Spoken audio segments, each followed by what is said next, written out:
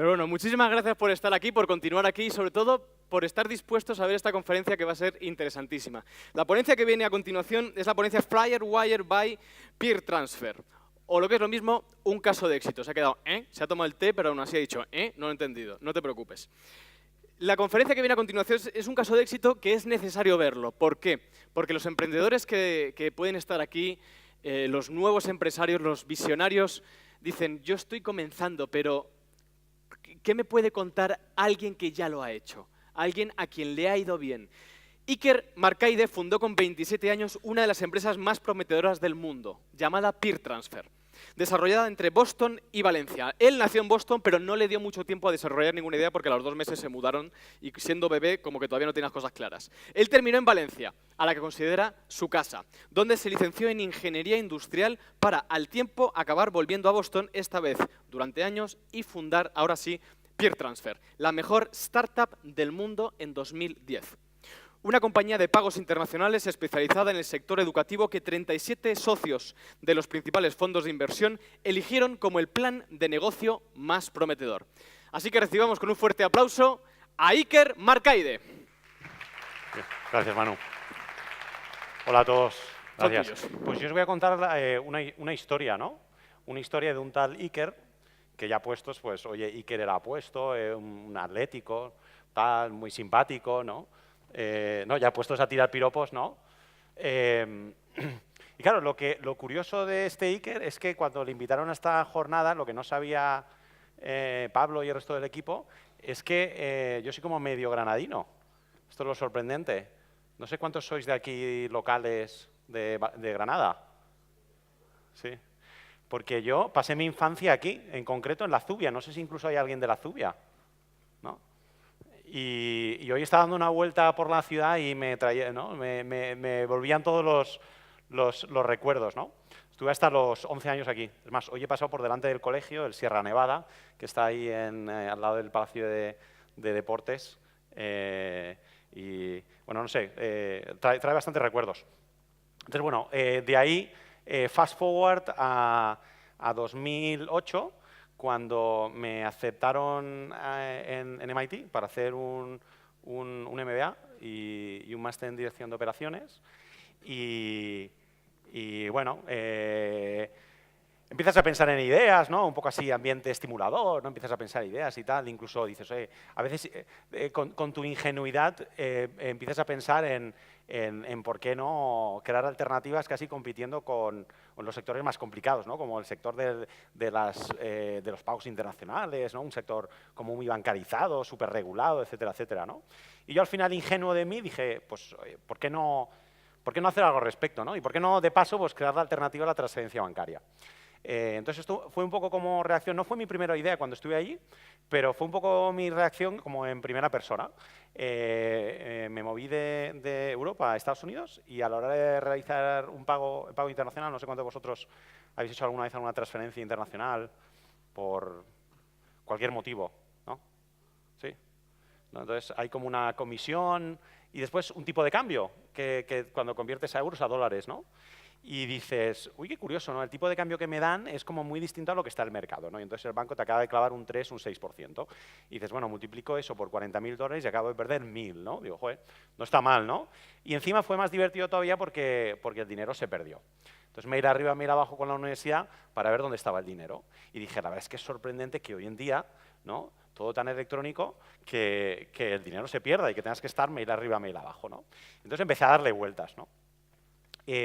Entonces, esto fue en 2008 y en 2009, a mitad del máster, decidí constituir la sociedad, ¿no? O sea, básicamente fui becado por una fundación, Caja Madrid. No sé si me hubieran becado, si hubieran sabido que hubiera competido después con la banca, pero usé el préstamo que había pedido a otro banco para constituir la sociedad, ¿no? Poco pensando en, vamos a hacer la alternativa a la transferencia bancaria. Y la verdad es que todo lo que es grande empieza pequeño y eso hay que ser conscientes, ¿no? Y en este caso, bueno, hubo bastantes cambios por el camino, pero yo decía, oye, pues vamos a crear la alternativa a la transacción bancaria para pequeñas empresas, para consumidores, que es un poco como injusto que aquellos que son más pequeños que tengan como igual, o no se enteren o tengan menor poder de negociación para conseguir mejores tipos de cambio con el banco, ¿no? Y entonces pensaba así, y bueno, empecé a ayudar a algunas empresas, incluso una vez me llamó. Claro, estaba yo solo, ¿no? Y tenía el teléfono del móvil, es que el teléfono de contacto de la empresa, y me llamó una vez un tío ahí de Canadá y me dice y me pregunta sobre el servicio y tal, y le digo algo como, no, es que, claro, yo soy el CEO, ¿no? de la empresa, y se quedó un poco en plan, wow, ¿no? O sea, el CEO hablando conmigo, y le digo yo, no, sí, ¿a que Bank of America no hablas con el CEO para que te ayude? Y yo pensando, no, si quieres te paso con el director de servicio de cliente, ¿no? Que vamos, yo mismo, ¿no? Y estas aventurillas, ¿no? Que al final lo que te das cuenta es que tienes que ser casi un obseso del contacto con el cliente, ¿no? Y meterte en la mente del cliente, ¿no? Para montar cualquier cosa desde cero. Y la verdad es que MIT, bueno, y Boston, no sé si habéis estado por Boston, no es como el entorno más agradable, ¿no? Para empezar ahí con el frío, ¿no? Uy, va en automático. Empiezas sin dinero, sin gente, lo tienes que hacer tú todo, ¿no? Tienes un montón de preguntas y tienes que ponerte las pilas con una industria que no conoces, ¿no? Muchísimas dudas que tienes que resolver, vas iterando. Yo jamás, no, era mi primera empresa, no había gestionado gente, no había montado ni un producto. Esto de experiencia del cliente, de coordinar desarrolladores, de todo este tipo de cosas, ni idea, ¿no? Y encima tienes un dinero como muy finito. Y entonces, ¿cómo lo usas, ¿no? Al final, este equilibrio entre dinero y tiempo, ¿no? Si tienes mucho dinero, pues igual delegas muchas cosas y ya está, ¿no? Y va más rápido, pero si no tienes dinero, pues al final lo tienes que hacer tú, pero va más lento, ¿no? Y yo casi conscientemente tomé la decisión que podía hacer prácticamente todo, menos escribir código. Y pues empecé a desarrollar, a subcontratar un poco el desarrollo de esto. Evidentemente, al final te das cuenta que cuando montas cosas desde cero, ¿no? Pues el apoyo familiar, en este caso mi mujer, es fundamental, ¿no? Al final, cuando tienes muchísimos momentos, ¿no? Que son difíciles, ¿no? Y yo creo que aquellos que estáis emprendiendo lo entenderéis perfectamente, ¿no? Inicialmente, esta es la web que montamos en 2010, y originalmente lo que yo decía es, oye, pero si hay dinero que yo tengo que mandar Uy, va en automático, no sé si... si tengo que mandar dinero yo de España a Estados Unidos y hay gente que está mandando dinero de Estados Unidos a España, pues qué tonto, ¿no? ¿Por qué no se puede directamente cruzar esos flujos sin netear y ya está? Y que el dinero no se mueva internacionalmente. Y eso era como lo que yo pensaba como mi elemento de disrupción o innovador, ¿no? Y rápidamente me di cuenta que al final con escala, es decir, con suficiente flujo de dinero, pues tampoco necesitas eso, ¿no? Porque al final conseguirías tipos de cambio muy buenos a nivel mayorista. Y entonces, claro, tuve esa decisión de decir, ostras, ¿cómo lo dejo? O sea, queda muy chulo esto en plan, ¿no? Muy de economía compartida, ¿no? En plan, cruzamos dinero de un sentido en otro y tal. O mira, o nos centramos directamente en, oye, mira, te voy a ayudar a mandar dinero de manera más barata y más sencilla, ya está. Y no te voy a transmitir la complejidad de que si te cruzo, que no sé qué, que si con quién y tal. ¿Qué hubierais hecho vosotros? ¿Quién se hubiera quedado con el planteamiento de que parece un poco más sexy, pero es como más complicado de explicar? ¿Quién se hubiera quedado con el, oye, te ahorramos dinero, sencillo y ya está, ¿no? ¿Sí? Pues curioso porque a mí, cada 2x3 veo anuncios de, te lo hacemos, somos los mejores, los más baratos. Y entonces piensas, ¿y por qué tú eres el más barato? ¿No? Esto de a veces cuando te venden cosas, dices, es muy fácil decir, no, satisfacción garantizada, somos el más barato, no sé qué, bueno, ¿y cómo, no? Y a veces te das cuenta que explicar el cómo en algún sitio, ¿no? Para aquellos que tienen un poco esta duda, pues al final ayuda, ¿no? Pero en mi caso yo decidí simplificarlo, ¿no? Decir, mira, ya es bastante complejo todo esto, me olvido de netear gente que va en direcciones opuestas, etc. Y entonces, pues participé en este concurso en Barcelona, internacional, y sorprendentemente, pues gané ese concurso, era yo, y al final, pues esos 20.000 euros en ese momento, pues ayudan un montón, ¿no? Y al poco cerramos nuestra primera ronda de financiación de $1 millón de dólares. Y con Y esto fue curioso, ¿no? Porque al final, yo la verdad es que admito que igual la ronda más complicada de cerrar fue la primera, ¿no? O sea, cuando no tienes ni idea de con quién hablar, ¿no? Cómo se mueve todo esto, y encima tienes que desarrollar el producto, captar clientes, no sé qué, y encima tengo que ir a ver, ¿no? ¿Cómo conecto con inversores? Dicen, no, es que haz los deberes, y joder, pues que ¿de dónde saco el tiempo para hacer los deberes, para ver con quién debería reunirme, etcétera, etcétera, ¿no? Y esto ha evolucionado un montón ahora, ¿no? Es como mucho más transparente y más eficiente ese proceso, ¿no? Pero bueno, volví de Barcelona y con un inversor que yo ya conocía, esto era un viernes, le dije, oye, he vuelto a Barcelona, tal, hay unos cuantos angels que están interesados, y dijo, bueno, pues no cojas dinero de nadie hasta que nos sentemos, ¿no? Y el lunes nos sentamos y nos dio un term sheet para esta inversión, ¿no? Respetando un poco las condiciones de los angels que iban a entrar y tal, ¿no? Me gusta contar la anécdota de este inversor porque al final te das cuenta un poco ese extra de esfuerzo, al final es lo que te hace ganar o perder, ¿no? Es decir, yo participé en un concurso de planes de negocios de MIT, que se llama 100K, donde pichas tu empresa. Y entonces yo estaba trabajando con otros compañeros y como en ese momento el negocio estaba muy inicial, tampoco pensaba que era momento para activamente levantar dinero. Y entonces les dejé a mis compañeros pichear, ¿no? Entonces les picharon a unos inversores y tal, a unos VCs, y los VCs tampoco lo entendieron mucho, ¿no? Entonces ya estaba como yéndome, ¿no? Porque teníamos como nuestros huecos para pichar, y estábamos yendo, y entonces vi a dos inversores en una sala donde un emprendedor estaba terminando de pichar. Y yo la verdad es que esto de pichar y vender la idea y tal, ¿no? Que te crees, pues mola, ¿no? Y entonces me fui ahí, hice toc, toc, toc, ¿no? Y entonces los inversores, en plan, ¿quién eres tú? No? Oye, no sé, como he visto que habéis terminado la reunión y tal, oye, ¿os importa que os cuento la historia en 5 minutos? Y dije, no, bueno, pues vale, venga. Entonces les conté en 5 minutos y este inversor que al final terminó invirtiendo me dijo, oye, ¿estás levantando dinero ahora? Y le dije, no, pero ya te mantendré al tanto, ¿no? Que es curioso, estas oportunidades que te vas creando por el camino que después puedes pescar, ¿no?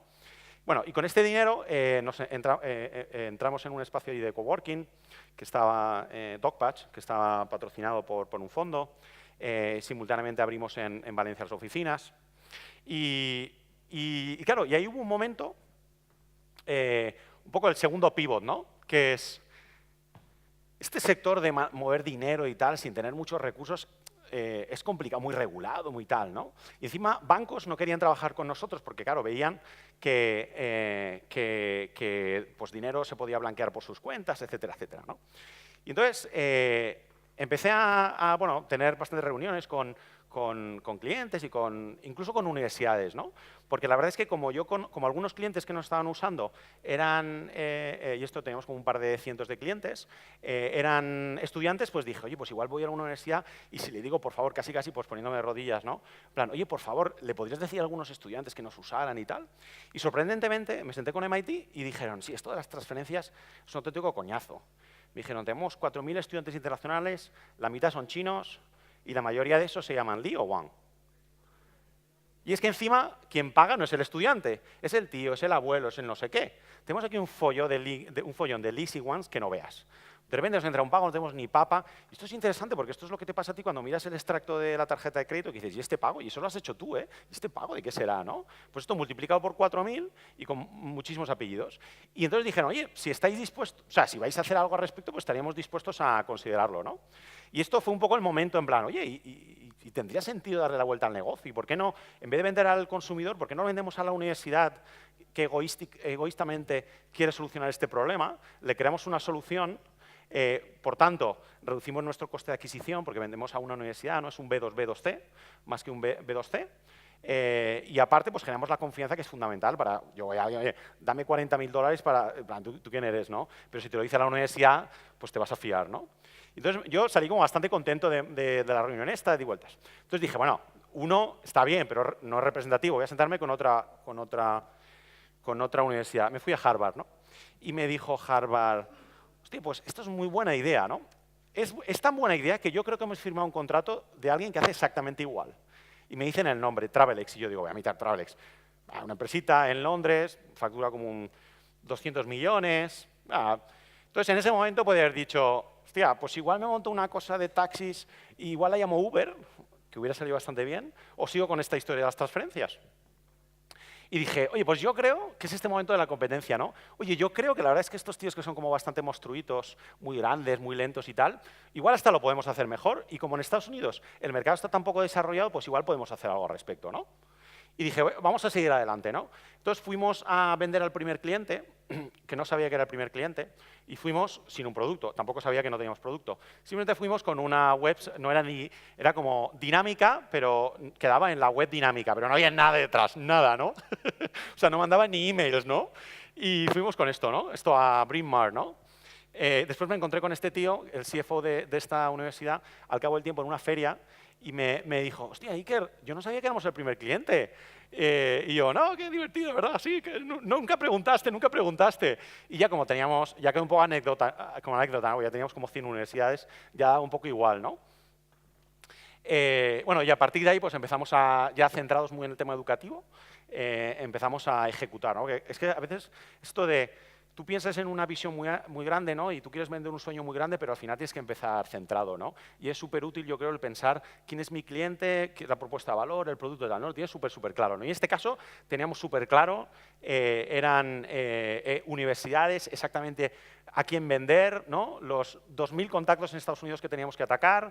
Entonces, expandí con gente de ventas que ya tenía una cierta relación con este tipo de gente, aunque había vendido otros productos. Y empezamos a ampliar el equipo, ¿no? A nivel operacional entre Boston y Valencia.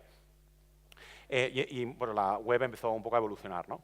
Y entonces al año, un año después, cerramos una ronda de 7,5 millones en la que entró Accel, Spark, Maveron y otros. Y en este caso teníamos ya como unas 30 universidades. Entonces, habíamos demostrado un poco el tema este de, si pensamos en el negocio, en tienes que adquirir universidades, ¿vale? Check. Tienes que adquirir estudiantes dentro de las universidades, todavía no estaba definido, y tienes que hacer que sea sostenible y rentable el negocio, ¿no?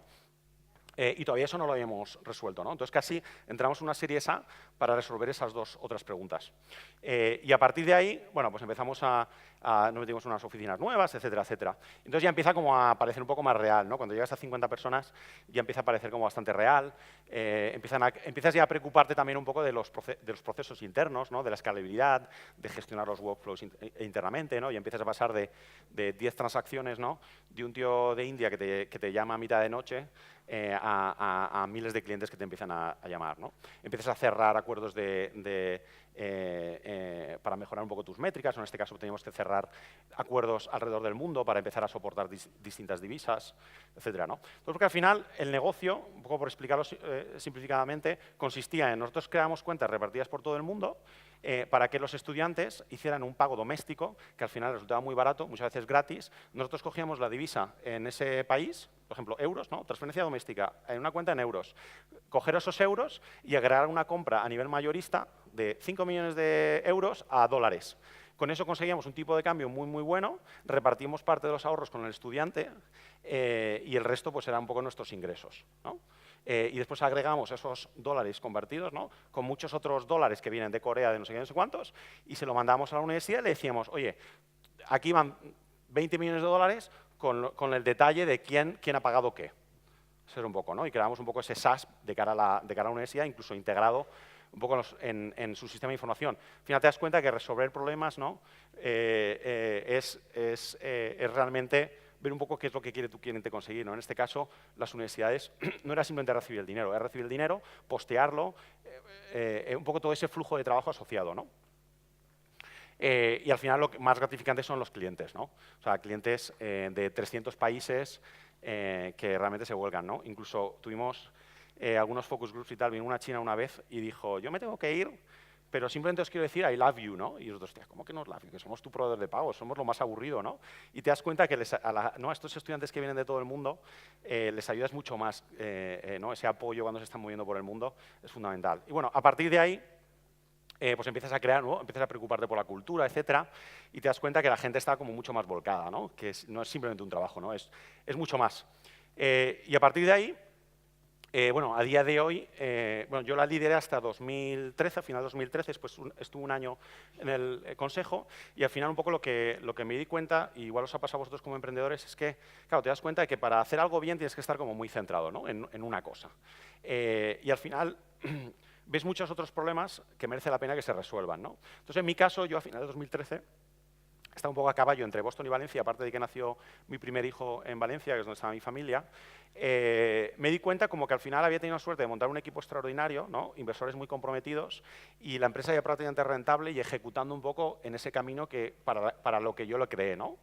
Y a la vez había muchos otros problemas interesantes a resolver, ¿no? Y dije, oye, ¿por qué no dedicar tiempo a otros, ¿no? Y eso es un poco la transición. A día de hoy la empresa tiene más de 1.100 universidades por todo el mundo, es la líder global por mucho. En total ha cerrado 43 millones de financiación, está por todo el mundo, en China, en Australia, en Canadá, en Inglaterra, en Shanghái, en Singapur. Y procesa unos 2.000 millones este año. Esto más o menos en 4 años. Entonces, un poco la siguiente etapa es decir, oye, hay mucha gente haciendo cosas interesantes, pero ¿por qué no igual centrarme en aquellas cosas o dedicar mi tiempo y mis recursos a aquellas cosas que pienso que pueden tener un impacto positivo, ¿no? Es decir, yo digo esto de, bueno, cofundar empresas que mejoran el mundo, ¿no? O que la gente echaría de menos. Y eso es Zubilabs. Y Zubilabs, el nombre, es en honor a la Zubia, que es donde yo me crié. Pensé que Zubi sería un poquito más corto, entonces un poco cierra el círculo. Y en concreto, pues estamos lanzando un colegio innovador en Valencia para niños de 3 a 18 años, enfocados un poco en pedagogías más centradas en aprendizajes guiados por las motivaciones e intereses individuales de cada niño. Y también soy inversor y asesor en una empresa que se llama Eternum Energy, que se dedica a acceso a energía en África, y soy patrono de una fundación que se llama Socialness, que apoya a emprendedores sociales a nivel nacional, aunque está en Valencia. Y ya, en resumida, en mi minuto que me queda, un poco 4 ideas, ¿no? Un poco para navegantes, ¿no? Yo creo que esto es una carrera del Tour de France, ¿no? Que pienses que este es un poco el plan que va a ser tu startup, ¿no? Todo muy plano y muy sencillo. Al final es una montaña rusa, ¿no? Subidas, bajadas, depresiones, todo lo que te puedes encontrar, ¿no? Al final es súper importante definir quién es el problema, quién es el cliente y cuál es la solución que estás resolviendo. Es decir, tú ves esta situación y podrías decir, yo lo voy a resolver, voy a poner un GPS y un navegador al camión para que diga dónde, ¿no? En función de la altura, no entren puentes. O tú puedes resolver este problema diciendo, voy a ayudar a la administración construyendo puentes que tengan una cierta altura, ¿no? O sea, al final esto lo puedes resolver de muchas distintas maneras, pero cuando eliges ese camino, estás en un sector distinto, resolviendo un problema distinto para un cliente distinto, ¿no? Y eso te condiciona mucho, ¿no? Que a veces no somos conscientes cuando empezamos, ¿no? Al final, yo os he contado un par de pivots e iteraciones que hicimos, ¿no? Y al final es ese equilibrio entre escuchar, ¿no? Pero al final tienes que tomar caminos, ¿no? Y tienes que tomar decisiones, ¿no? Y al final, ¿cómo lo puedes hacer? Con experimentos lo más barato y lo más sencillos, ¿no? Y al final, yo comentaba lo de hay que empezar con foco, ¿no? Aunque tú tengas una visión muy, muy grande y muy amplia, ¿no? Y la cuentes como tal, al final te tienes que centrar con recursos limitados en cosas muy concretas. Y al final, emprender es una aventura genial, ¿no? Es súper humilde, incluso cuando estás montando cosas de cero, ¿no? No sé si cuando has trabajado igual en entornos más corporativos y tal, te das cuenta que al final emprender, ¿no? Tienes que vender a gente y ¿no? En cierta manera como rebajarte a todos los niveles, ¿no? Y evidentemente es sacrificado y muy dedicado, ¿no? Y un esfuerzo brutal, pero evidentemente merece la pena. Y con esto, pues ánimo y mucha suerte a todos los que estáis en este camino. Dejo ahí los datos de contacto, encantado de estar en contacto con vosotros. Muchas gracias, Iker. Fuerte aplauso para Iker. Muchísimas gracias. Déjame pasar, por favor. Sí. Gracias. Gracias. Es un lujo tener una experiencia vital como la de Iker, tener un testimonio de alguien que ha sorteado esa montaña rusa, decir que es posible, que se puede hacer, que se puede estar viviendo en Valencia, entre Valencia y Boston, que el mundo es global, y en un momento dado decir, y ahora quiero hacer otra cosa y paso a un nuevo mercado, ¿no?